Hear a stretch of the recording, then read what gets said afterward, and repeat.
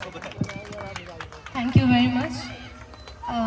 सबसे पहले तो मैं सीताराम जी का बहुत बहुत शुक्रिया अदा करना चाहूँगी कि उन्होंने हमें ये मौका दिया कि हमारे ट्रस्ट के इस संकल्प मुहिम को हम इतने दूर ला सके इस छोटे से गांव में और आपके सामने रख सके।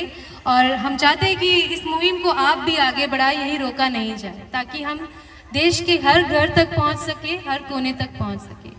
हमारे ट्रस्ट का मकसद ही है कि हम देश के हर घर को एजुकेट कर सके, हर बच्चे को पढ़ा सके।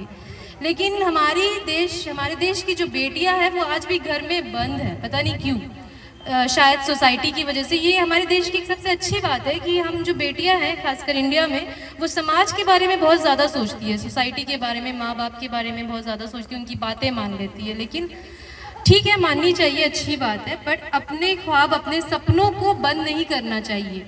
क्योंकि ये सच है कि जो हम चाहते हैं वही हम पाते हैं, जो हम चाहेंगे वही हमें मिलेगा। इसके जो हमारे जो सपने हैं वो हमें तोड़ने नहीं चाहिए, राइट? क्योंकि आप ऐसा देखा है मैंने कि आज भी देश में, हम स्कूल में पढ़ते थे कि बाल विवाह होता था और सती प्रथा हुआ करता था, लेकिन ये झूठ है। मैंने तो देखा है कि आज भी बाल विवाह हो रहा है देश में। आज भी कई ऐसे गांव हैं जहाँ पे 12 साल की बच्चियों की शादी हो जाती है, 14 साल की बच्चियों की शादी हो जाती है। मतलब 12 साल की बच्चियां है ही क्या एज? 12 साल के बच्चे तो मुझे लगता है कि जस्ट दुनिया देखा ही नहीं है, जानते ही नहीं। और शादी जैसी जिम्मेदारी को उठाना, उसके लिए समझ होनी चाहिए। तो सबसे पहले इम्पोर्टेंट है कि एजुकेशन।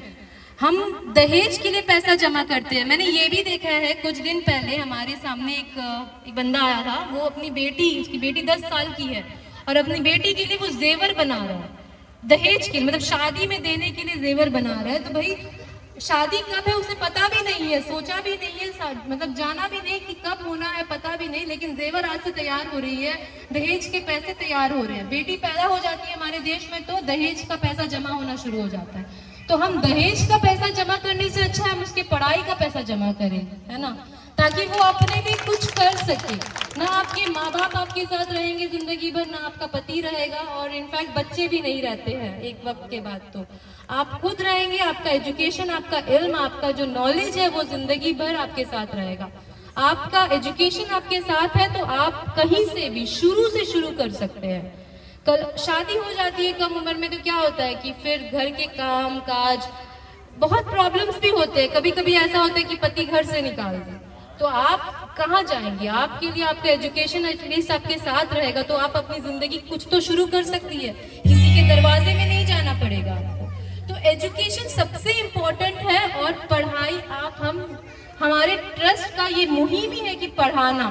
और बेटियों को तो मैं कहती हूँ कि आप खुलकर सामने आइए और अपने हक के लिए, अपने एटलीस्ट अपने पढ़ाई के लिए तो आप खड़े होइए, कुछ तो अपने लिए कीजिए। क्योंकि आप नहीं कुछ अपने लिए खुद आप नहीं करोगे तो कोई दुनिया आपके लिए नहीं खड़ा होगा, आपको अपने लिए खुद खड़ा होना। तो यहाँ पे तो वैसे काफ़ी छोटी बच्चियाँ हैं और काफ़ी जो लोग ऑलरेडी मैरिड है। तो ये जो मैं मैसेज देना चाहती हूँ उन माँ बाप को देना चाहती हूँ जो दहेज के सपोर्ट में खड़े रहते हैं और बाल विवाह के सपोर्ट में खड़े होते हैं। कोशिश कीजिए कि एटलीस्ट अपने बच्चों को पहले पढ़ाए। शादी तो करनी है, अभी नहीं तो कभी तो करनी है, लेकिन एक एज के बाद करें ताकि बच्चे अपने पैर में खड़े हो जाए, बेटी अपने पैर अपने समझ सके, दुनिया को समझ सके। लाइफ में बहुत प्रॉब्लम्स आएंगे ना आगे। सिर्फ शादी करके शादी करना आसान है, चलाना आसान नहीं होता। तो ये है कि बस अपने एजुकेशन को सबसे सामने रखिए, उसके बाद बाकी चीजें। और रोजमाइंड आपके सपोर्ट में हमेशा है, आप लोग खुल के आइए सामने, हम आपके साथ। Thank you so much.